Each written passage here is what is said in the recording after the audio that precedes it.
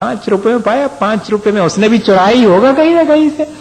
बड़े प्रसन्न हैं, हाँ ऐसा कह के बड़े प्रसन्न हैं। और इतने ही नहीं, बता रहे हैं कि ये देखो ये डाक आई, उसमें से इस 2 रुपए की टिकट पर सीली नहीं लग पाया, मैंने वो उसमें से उखाड़ ली और दूसरे पे लगाऊंगा, काम आएगी।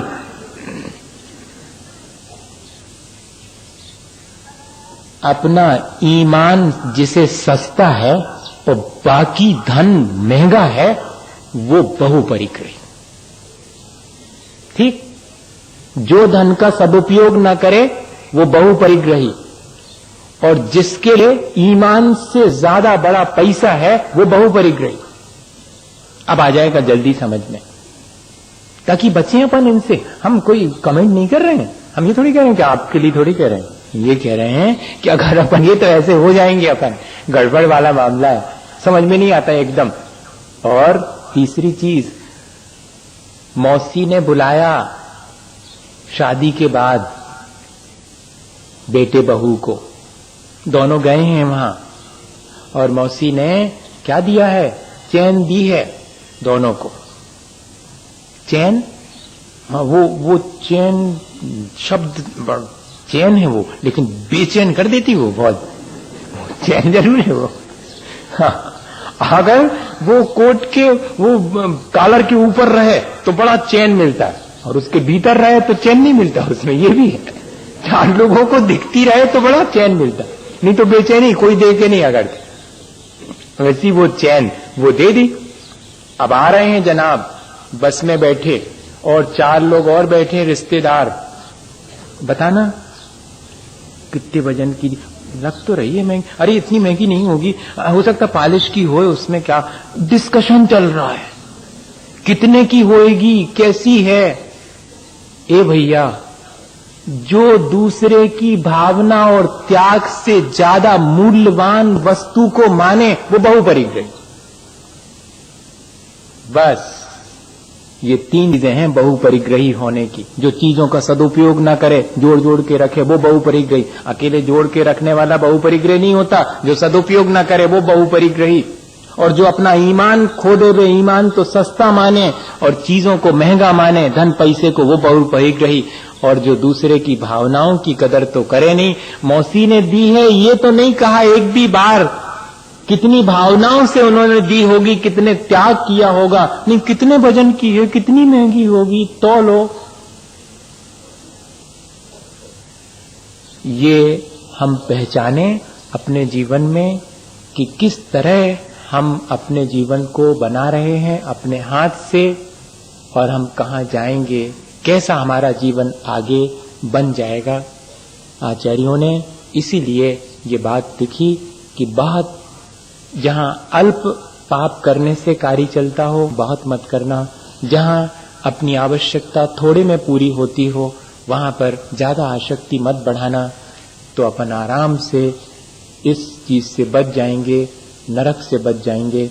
और भी कुछ चीजें हैं जो कि हमें नरक ले जाने में या जीवन को नरक बनाने में, दोनों ही बातें, नरक ले जाने में या जीवन भी नरक बन जाता है। किन चीजों से?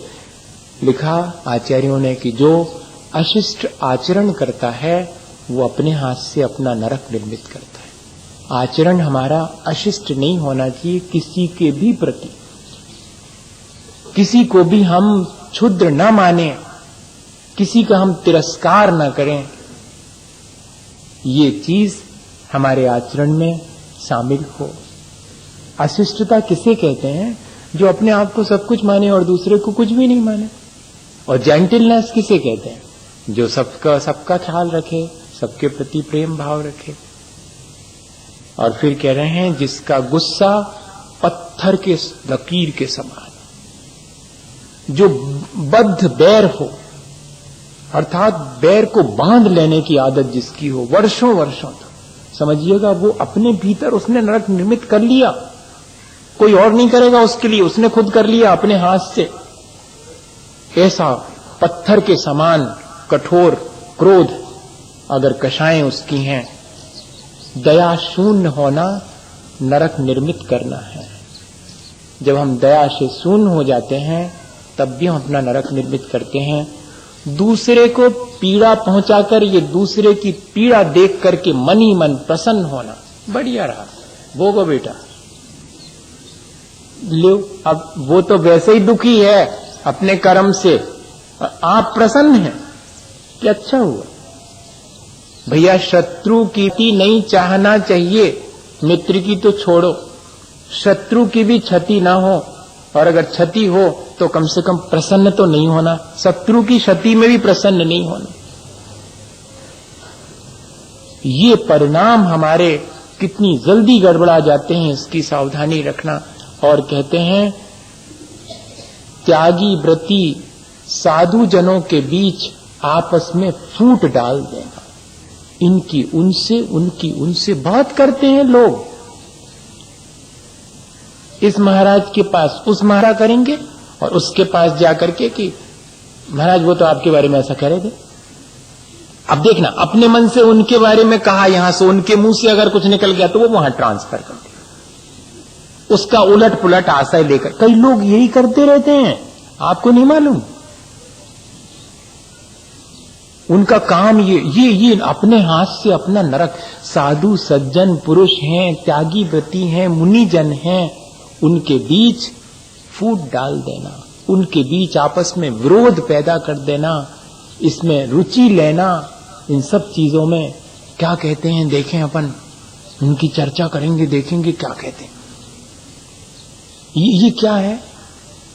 ये सब अपने हाथ से अपना नरक निर्मित, मरते समय अत्यंत संक्लेश परिणाम पूर्वक मरण करना, ये नरक जाए। भैया और भी बहुत सारी चीजें हैं जो अच्छी नहीं हैं, वे सब चीजें सब समझते हैं कि क्या अच्छा है क्या बुरा। जो जितना बहुत अधिक बुरा है वो सब हमें वहां ले जाता है, क्योंकि वहां बुरा ही बुरा है। नरक के मायने जहां सब कुछ गड़बड़ है और हम यहीं से उसकी शुरुआत करते हैं, यहां भी हम सब कुछ गड़बड़ ही करेंगे तो ऐसी जगह भेजा जाएगा कि वहीं जाके करो तुम सब गड़बड़, यहां मत करो। यहां तुमने शुरू कर दी है तो वहां जाओ, वहां रहो, वहां तुम्हारे मेजॉरिटी के लोग मिलेंगे सब गड़बड़ गड़बड़ करने वाले। तो अपन यहां पर भी सावधानी रखें। कर्म तो करना है, लेकिन ऐसे कर्म ना करें जिससे कि अपना जीवन दुष्कर हो जाए, दूसरे के लिए भी तकलीफदायक हो जाए और अपने लिए भी क्षति पहुंचे। ये सावधानी रखें तो हम अपने नरक से अपने को बचा सकते हैं, इसी भावना के साथ कि हम अच्छे कर्म करें जिससे कि हमारा जीवन अच्छा बने। बोलिए आचार्य गुरुवर विद्यासागर मुनि महाराज की।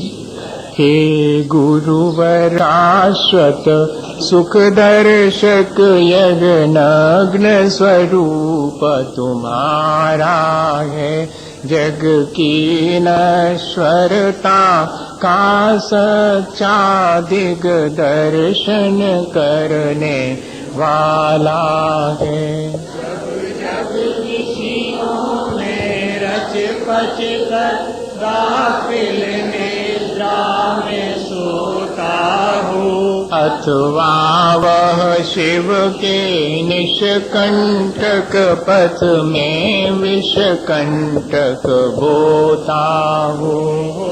आज निशा का सन्नाटा वन में वनचारी चरते हो, तब शांत निराकुल मानस तुम तत्वों का चिंतन करते हो।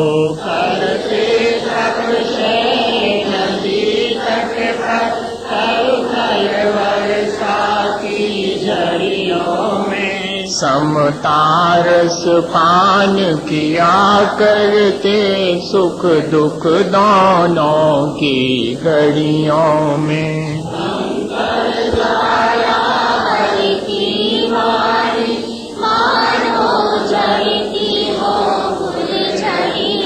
भव बंधन तड़ तड़ टूट पड़े, खिल जावे अंतर की कलियां।